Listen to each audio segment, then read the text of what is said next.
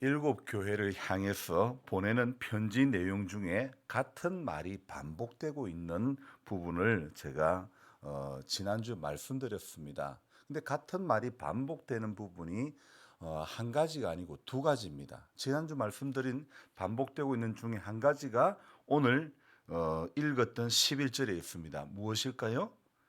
귀 있는 자는.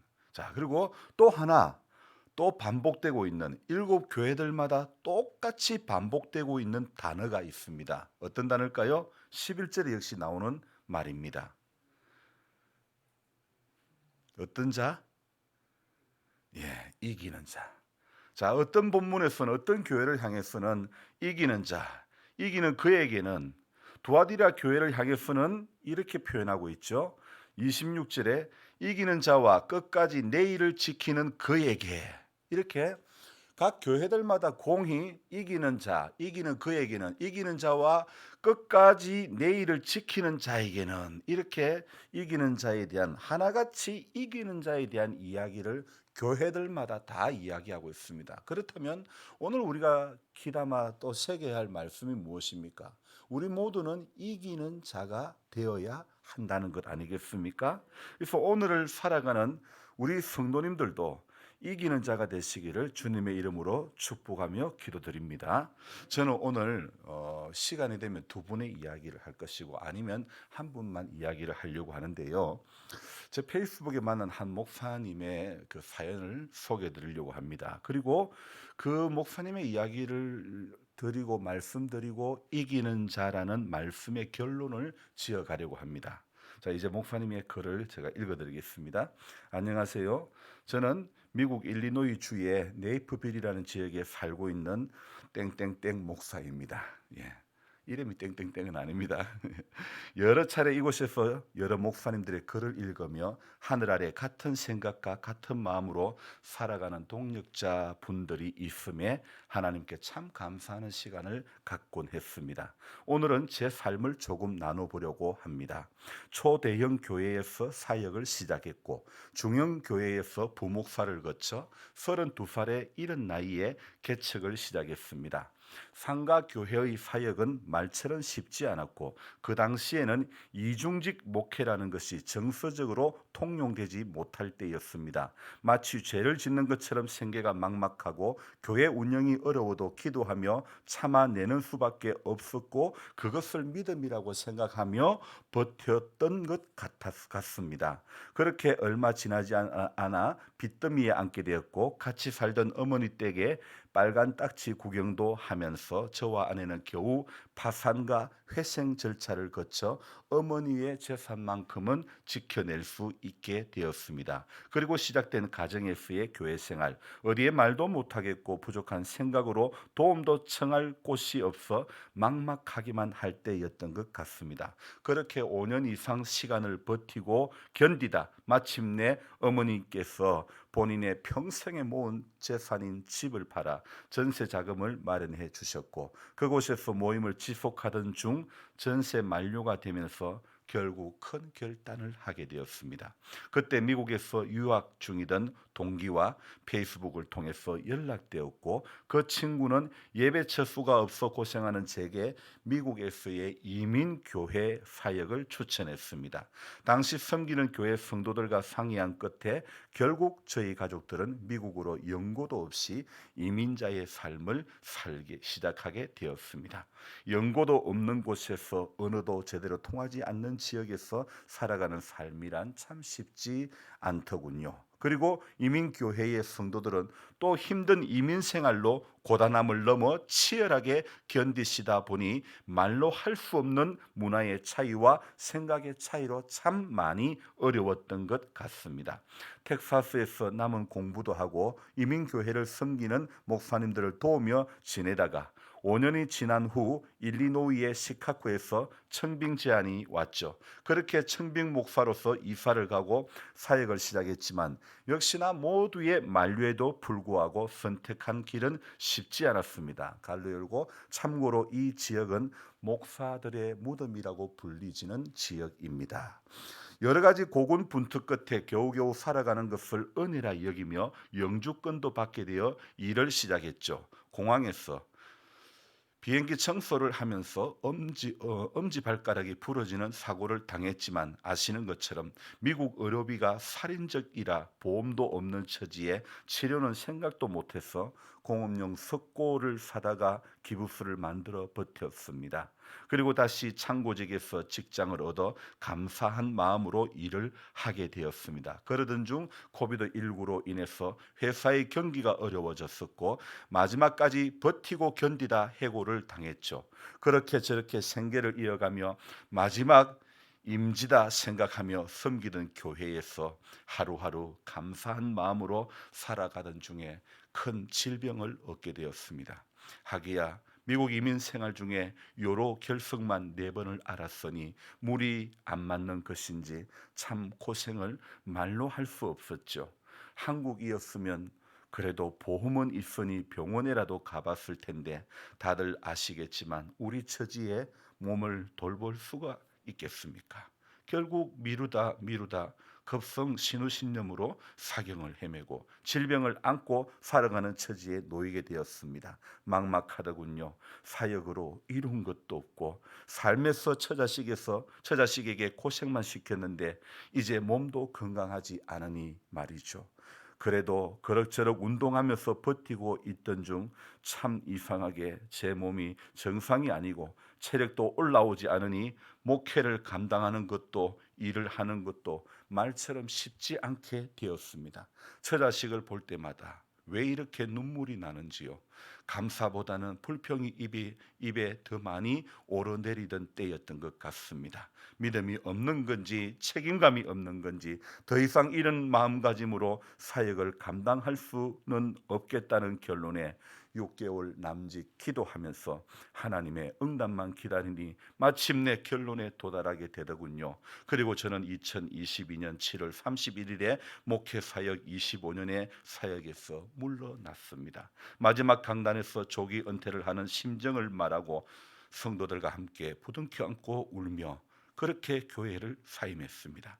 조기 은퇴를 하니 주변에 아끼시는 분들은 은퇴가 아닌 안식년이라 생각하라 조언해 주시더군요. 그 또한 감사했습니다. 그렇게 사역지에서 물러나 이제는 한 여자의 남편으로 2딸의 아빠로 살아가며 일터에서 잘 안 되는 영어로 소통하면서 일을 하고 있습니다.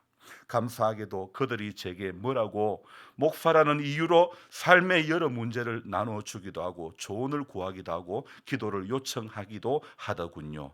건강이 회복되어도 다시 사역지로 돌아갈 수 있을지 막막하지만 설령 하나님께서 다시 사용하지 않아도 후회 없이 지난 25년의 사역을 달려왔기에 불평보다는 감사가 회복되는 요즘입니다. 또한 이곳에서 많은 목사님들의 글들을 읽으며 눈시울을 붉히고 살아온 삶이 부끄럽지는 않았다는 스스로의 평가를 내리곤 합니다. 말이 길어졌네요. 꼭 이 말을 하고 싶어서 글을 시작했는데 주책 맞게 길어졌습니다. 죄송한 말씀 드리고요. 제가 꼭 전하고 싶은 말은 이것입니다. 목사님들의 건강과 가정을 섬기는 것이 그 또한 하나님께서 우리에게 맡기신 귀한 사역이며 목양임을 기억하시길 기도합니다. 멀리서나마 바라보며 같이 눈물 흘리며 기도하겠습니다. 세상은 우리들을 부끄럽게 여기고 손가락질할지 모르겠지만 마지막 날에 주님 품에서 위로와 안식을 얻기를 축복합니다. 저는 단지 사랑하는 주님 품에 안겨서 펑펑 울면 좋겠습니다. 오늘 하루도 계신 곳에서 행복하세요. 긴 글 읽어주심에 감사합니다. 자, 여러분 오늘 이 내용을 읽어 들으면서 이 목사님은 이긴 자일까요? 진 자일까요? 조기 은퇴를 하였기 때문에 진 자일까요? 여러분 이것은 우리가 무엇이다 평가할 수 있는 문제는 저는 아니라고 생각합니다. 인생의 문제는 사람의 눈에 보이는 것이 다가 아니고 사람의 귀에 들리는 것이 전부 다가 아니다는 사실을 저와 여러분들은 알아야 됩니다. 문제는 그 어렵고 힘든 상황 가운데서 얼마나 하나님이 경험되어졌느냐 하는 문제 아니겠습니까? 목사님의 글 끝자락에서 한없이 연약한 한 인간의 모습이 보입니다. 처자식을 볼 때마다 왜 이렇게 눈물이 나는지요.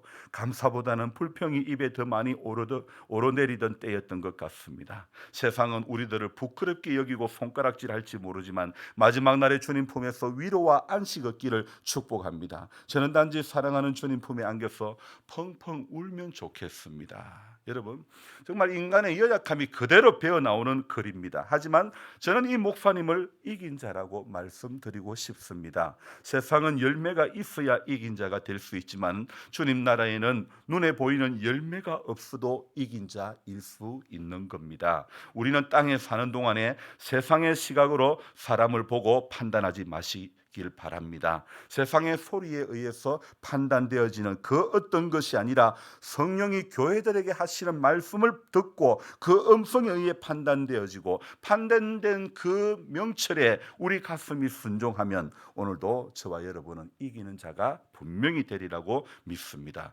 결국 이기는 자의 정의를 이렇게 내리고 싶습니다.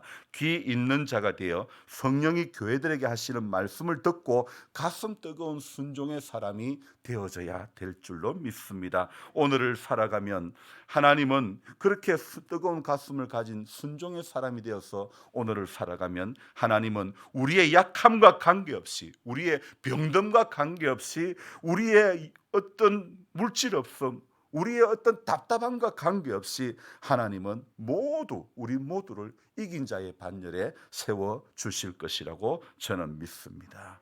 그래서 저는 분명히 똑똑히 보았습니다. 작년에 일어났던 일들, 지난 봄 시골집 대문 맞은편의 작은 교회, 제 고향 마을에 목회하러 왔어. 하나님, 나는 교회 없는 곳에 가게 해주세요. 성도 한 사람도 없는 그곳에 가게 해주세요. 그래서 우리 고향 마을에 목회하러 와서 10년 넘게 사역한 그 결과 2명의 장애가 있는 성도들이 세워졌고 나름 열심히 목회를 했으나 하나님은 딸 둘 아들 하나인 목사님 가정에서 아들을 먼저 데려가셨죠. 하나님께서는 하나 아들을 잃은 목사님과 여기 이웃교회에 심호하시다가 임지를 잃고 갈 곳이 없었던 목사님 가정, 이 두 가정의 만남을 통해서 서로에게 위로와 세임이 되어 살게 하셨죠. 지금 이웃에 계시던 목사님은 새로 간 임지에서 행복하게 목회를 잘 하고 계십니다. 제 인간적인 마음에는 우리 조 목사님께서 은퇴하신 그 교회로 옮겨가게 해드림으로 이웃에 두고두고 오래 교제하고 싶었는데 하나님께서는 또 다른 박 목사님 한 분을 이렇게 세워주시고 보내주셔서 또 이렇게 귀한 만남을 허락해 주셔서 감사합니다. 지금 제 고향의 작은 교회 목사님께서는 지난 늦가을에 마늘을 심어 놓고 올 봄에 마늘 주수를 기다리고 있습니다.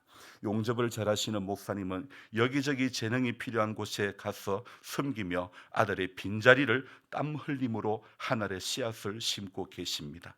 또 이 척박한 곳에 주의 복음 앞에 빚진 자 되어 이웃 교회의 동력자로 오신 목사님의 목회에도 또 하나의 열매가 맺어지기를 기도합니다. 아들 잃은 목사님도 임지 잃었던 목사님도 새로 부임받아 온 목사님도 전부 박시성을 가진 그런 목사님들입니다. 세 분의 박 목사님의 삶을 볼 때에 전부 하나님께서는 이기는 자의 반열에 세워주실 줄로 저는 믿습니다. 그래서 저와 여러분들이요, 어떤 삶을 살아갔던 어떤 고생이 어떤 힘든 어떤 아픔이 있었다 할지라도 하나님의 삶, 하나님께서 하시는 일들은 하나님은 오늘도 우리의 삶을 열어가신다는 겁니다.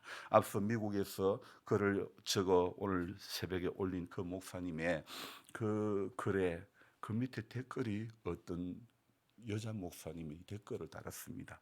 이민주라고 하시는 이 우리나라 전라도 어떤 지역에서 목회를 하시는 분인데 존귀하신 목사님 수고 많으셨다니까, 나처럼 부족한 사람이 어떻게 존귀한 목사라고 불러주시냐고 그렇게 하니까 이분께서 또 댓글을 남겼는데, 저는 한 가지 이 이야기를 더 말씀을 드리고 마치려고 합니다. 존귀하신 목사님, 제가 살아온 제 삶을 짧게 말씀드립니다. 어릴 때 불우한 환경으로 영양실조, 빈혈, 폐결핵으로 생사를 오가며 죽지 않고 살아나 덤으로 삶을 살게 되었습니다. 14살에 폐결핵에 걸려 1급 전염병 시한부 선고 후 기도원에 내맡겨져 한센병 환자들과 같이 살며 두려움 속에서 지냈고, 그분들이 죽어나가는 것을 보면서 삶이 덧없음을 느꼈습니다. 고등학교 때에 얼굴이 예쁘다는 이유로 제 나이 딸이 있던 이혼남 취업 보도 선생에게 강간당한 뒤 충격으로 학교 졸업을 못하고 제가 눈물이 나네요. 검정고시로 독학하고 홀로 살아오다 28살 동호회에서 저를 따라다니던 남자에게 강간당한 후 생명의 소중함으로 홀로 힘들게 딸을 출산해서 미혼모가 되었습니다. 외가 쪽으로 막내 이모, 외삼촌, 할머니, 어머니까지 네 분의 이딴 자살과 어머니의 시신을 저수지에서 건지는데 눈을 뜨고 돌아가셔서 눈은 눈 뜬 얼굴이 각인되어 지금도 마음이 너무 힘듭니다. 삶이 감당하기 힘든 고통이 있었지만 기적같이 살아서 나보다 힘든 이들을 돕고 살기 위해 장애인들과 미혼모들 아이들을 위탁해서 키우다가 한국 사회는 유산 상속 문제로 아들 입양을 기피해서 부모들이 여러 사정으로 키울 수 없는 아이들을 저에게 키워달라고 간절히 애원해서 태어나 탯줄 달린 채로 온 아들을 비롯 셋을 입양하고 가족을 이루고 삽니다. 제 삶이 기구하고 덤으로 사는 인생이었기에 위안부 피해자 어머니의 운명적으로 만났고 한 많은 어머니가 저를 입양해서 양녀가 되었습니다. 과거를 생각하면 수면제 없이는 잠을 못 자고 지금도 정신과 약을 복용하며 우울증과 자살 충동을 이기고 삽니다. 신을 받을 무당팔자였지만 목사 한 수 받고 하나님 믿고 의지하고 삽니다. 건강이 좋지 않고 혼자 힘으로 모든 것을 감당하며 삶을 살고 있는데 제일 걱정되는 것은 입양한 아이들이 친부모에게 버려져 제 품에 왔는데 제가 잘못되면 두 번 버려져 고아가 되는 것입니다. 제가 힘겨운 삶을 꿋꿋하게 살고 소중한 가정을 이룰 수 있도록 기도해 주시기 바랍니다. 남자에게 강간당하고 온갖 시기, 질투, 유혹과 모함, 비방, 구설수 등에 시달려 와서 세상이 무섭고 사람을 믿을 수 없지만 하나님께 의지하고 살고 아이들 때문에 삽니다. 이 글을 읽는 당신이 지금 힘드시다면 살아있다는 특권입니다. 저 같은 기구한 운명도 역경 덩어리로 사는 중이니 힘내세요. 살아있으니 사랑도 합니다. 사랑은 모든 것을 이깁니다. 부족한 저에게 관심 갖고 격려해주고 응원해주고 기도해주시는 분들께 진심으로 머리 숙여 감사드립니다. 저도 고마운 분들과 삶이 고통스럽고 힘든 분들을 위해 매일 기도드리겠습니다. 정말 두 분의 목사님의 이야기들을 이렇게 나누어 읽어드렸는데 저는 결코 어느 한 분도 진 사람이라고 말씀드리고 싶지 않습니다. 어떤 역경의 시간을 가졌다 할지라도 삶의 자리가 정말 말할 수 없는 어려움과 답답함과 눈물 덩어리였던 삶이라 하였더라도 우리는 주님 정말 죽었다가 살아나신 그 예수 그리스도를 가슴에 품고 우리는 끝까지 달려가야 될 줄로 믿습니다. 그러면 우리의 이 역경, 현재의 이 어려움, 이 답답한 이 눈물이 있다 할지라도 하나님은 또 다른 하나님의 새로운 역사를 이루어 가실 줄로 믿습니다. 저 또한 그 목사님의 또 댓글에다가 글을 남겼지요. 그러면서 저 또한 그 목사님에게 이제 금방 글을 남겼더니 목사님이 또 금방 답이 이렇게 왔습니다.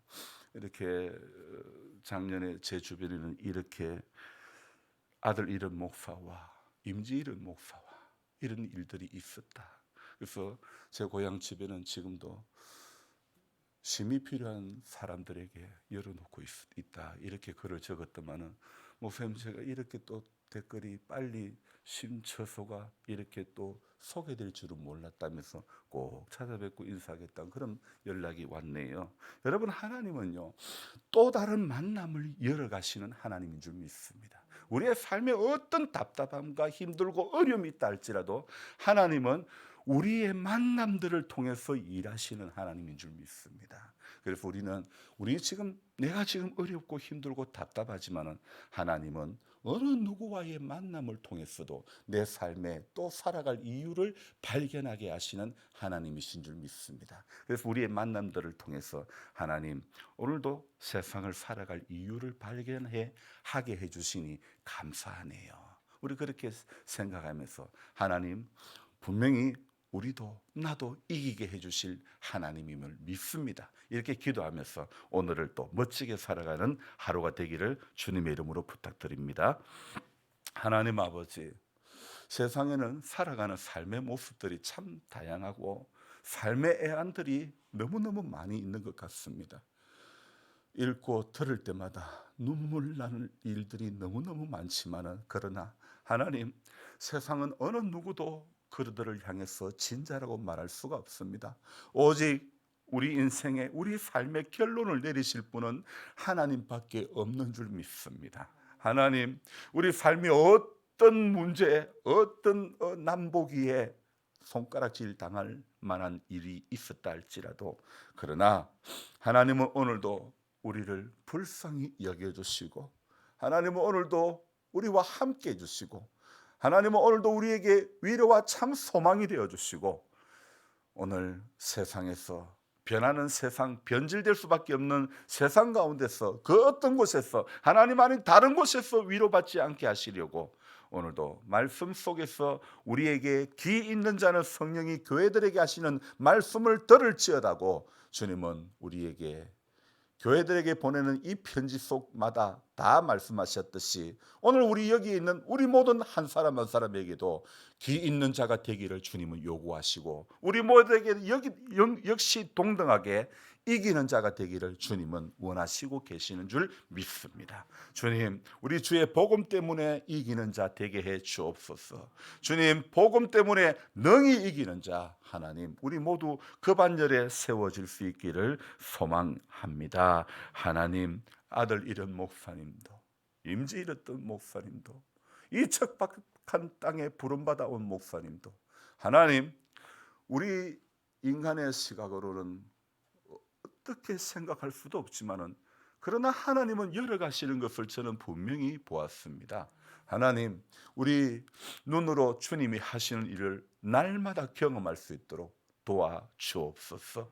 하나님, 그래서 하나님 오늘도 일하시는 하나님이 이 눈물 겨운 사연을 가지고 살아가는 우리 성도님들의 가정마다 개인마다 그들의 그 눈물 날 일들, 아픔의 시간들 가운데서 하나님 오늘도 말없이 들으시고 위로해 주시고 주님, 치료하는 강순을 바라요 예수님 때문에 살아갈 이유를 오늘도 발견할 수 있었으면 좋겠습니다.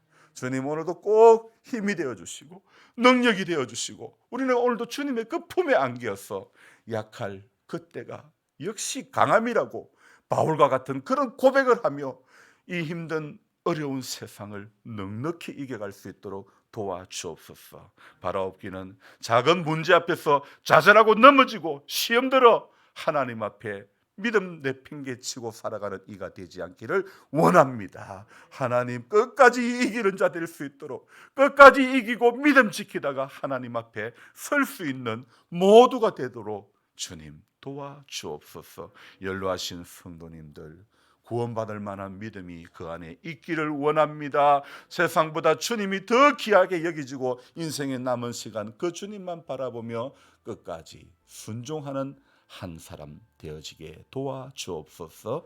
존귀하신 예수님의 이름으로 감사하며 기도드리옵나이다. 아멘.